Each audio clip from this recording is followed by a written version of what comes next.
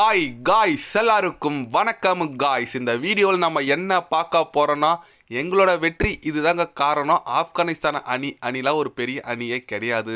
அது மட்டும் இல்லாமல் இந்த வரலாற்று சாதனை படைத்தது எங்களுக்கு ரொம்ப ரொம்ப சந்தோஷமாக இருக்குங்க. என்னோட சதத்துக்கு இதுதாங்க காரணம் அப்படின்னு சொல்லிட்டு ஆப்கானிஸ்தான் அணி எதிரான இரண்டாவது ஒரு நாள் போட்டி வரலாற்று சாதனை, அதாவது ஓடியில் 400 ரன்னு மேல் அடித்து வெற்றி பெற்ற இந்திய அணி சாதனை படைச்சிருக்காங்க.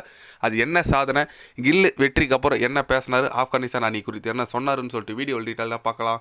அதுக்கு முன்னே நீங்கள் நம்ம சேனலுக்கு புதுசாக வந்திருந்தீங்கன்னா ஒரு சப்ஸ்கிரைப் மட்டும் பண்ணிவிட்டு வாங்க, வீடியோக்குள்ளே போகலாம். ஆமாங்க, கில் அவர் என்ன சொன்னார் கேட்டிங்கன்னா, உண்மையாக இந்த வெற்றி எங்களுக்கு ரொம்ப தேவையானதுங்க. ஒரு ஓடிஐ கேப்டனாக இது வரைக்கும் நான் சீரீஸை வின் பண்ணதில்லை, இன்றைக்கி வின் பண்ணியிருக்கேன். எனக்கு ரொம்ப ரொம்ப மகிழ்ச்சியாக இருக்குது. என்னோட பேட்டிங்கு காரணம், நான் 3 விதமான ஃபார்மேட்லையும் விளையாடணும்னு நினைக்கிறேன். ஆனால் T20 அடியில் எனக்கு இடம் இல்லை. கண்டிப்பாக அது ஒரு நாள் வரும்னு சொல்லிட்டு நான் நம்புகிறேன். எனக்கு கிடைக்கிற வாய்ப்பை நான் நல்லா பயன்படுத்திட்டு இருக்கேங்க. ஆப்கானிஸ்தான் அணி இப்போ தான் அவங்க வளர்ந்துட்டு வர அணியாக இருக்காங்க. இருந்தாலும் எங்கள் அணி இளம் வீரர்கள் ரொம்ப ரொம்ப சூப்பரான பந்து வீச்சை போடுறாங்க. முக்கியமாக எங்கள் அணியில் நிறைய வேகப்பந்து வீச்சாளர், நட்சத்திர வேகப்பந்து வீச்சாளர் பும்ரா, ஷமி, அப்புறம் சிராஜ் போன்ற வீரர்கள் எல்லாமே எங்கள் இளம் வீரர்கள் இந்த அளவுக்கு பர்ஃபார்மன்ஸ் பண்ணுறாங்க. பார்க்க எனக்கு ரொம்ப மகிழ்ச்சியாக இருக்குங்க. கண்டிப்பாக அடுத்தடுத்த போட்டி நாங்கள் இந்த போட்டி வெற்றி பெற்றிருக்கோம். அடுத்த போட்டி கட்டாயம் வெற்றி பெற்று இந்த ஓடிஐ சீரீஸை 3-0ன்னு சொல்லிட்டு ஒயிட் வாஷ் செய்வாங்க. அதுதான் எங்களோட இலக்காக இருக்குது அப்படின்னு சொல்லிட்டு நம்ம சுஷ்மன் கில் பார்த்தீங்கன்னா தலைவர் ஓப்பனாகவே பேசியிருக்காரு. சூப்பருங்க. அவர் சொன்னது அந்த ஒரு ஃபார்மேட் 3 விதமான ஃபார்மேட்லேயும் நான் விளையாடணும்னு நினைக்கிறேன்னு சொன்னார். செம்மையான விஷயம். ஏன்னா T20 அணியில் இப்போதைக்கு அவருக்கு இடம் இல்லை. மற்றபடி பார்த்தீங்கன்னா இந்திய அணி இளப்பந்து வீச்சாளர்கள் செம்மையாக போட்டாங்க. இந்த 400 ரன் வரலாற்று சாதனை. 8 முறை இந்திய அணி இது வரைக்கும் 400 ரன் மேலே அடிச்சிருக்காங்க. இது வந்து ஒரு வரலாற்று சாதனைங்க. எந்த ஒரு அணியும் அடிச்சதில்லை.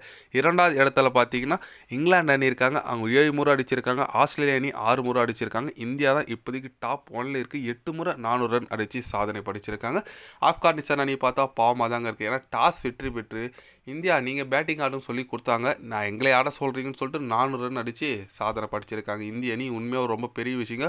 170 ரன் வித்தியாசத்தில் வெற்றி பெற்றிருக்காங்க. வெறும் 231 ரன்னுக்கெல்லாம் ஆல் அவுட் ஆகிட்டாங்க நம்ம ஆப்கானிஸ்தான் அணி. ஓகே, அவங்க இந்தியா போன்ற ஒரு பெரிய அணியை அடிக்க முடியாது, ஓகே. பட் பந்து வீச்சில் பார்த்தீங்கன்னா ஒரு அனுபவம் இந்த வீரரை யாருமே இல்லைங்க. குல்தீப் யாதவ் மட்டும்தான் ஓரளவுக்கு ஏதோ இந்திய அணியில் போட்டிருந்தாலும் மற்றபடி பிரின்ஸ் யாதவாக இருக்கட்டும், அப்புறம் எல்லாருமே ஒரு யங்ஸ்டாராக தான் இருந்தாங்க. வாஷிங்டன் சுந்தர்லாம் ஐபிஎல்ல ஓவர் போடல, அவரெல்லாம் நேற்று ஓவர் போட்டு விக்கெட் எடுத்தார். அதனால் இந்திய அணியோட ஃப்யூச்சர் நல்லா இருக்குங்க. ஒரு இளம் வீரர்கள் நல்ல பர்ஃபார்மன்ஸ் பண்ணுறதுனால இந்திய அணிக்கு ஒரு நல்ல மகிழ்ச்சி.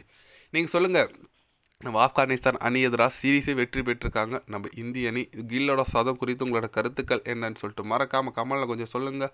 இது போன்ற ஸ்போர்ட்ஸ் யூஸாக தெரிஞ்சுக்கணுன்னா சேனலை சப்ஸ்கிரைப் லைக் ஒன்று பண்ணிக்கோங்க. கண்டிப்பாக day by day channel update வரும். மறக்காமல் சப்ஸ்கிரைப் மட்டும் கொஞ்சம் பண்ணி வச்சுக்கோங்க. நன்றி, வணக்கம். சென்னையில் அடுத்த 3வது ஓடிஐ போட்டி நடக்கும் போது யார் வெற்றி பெறுவாங்கன்னு சொல்லிட்டு கமெண்டில் சொல்லிட்டு போங்க. நன்றி, வணக்கம்.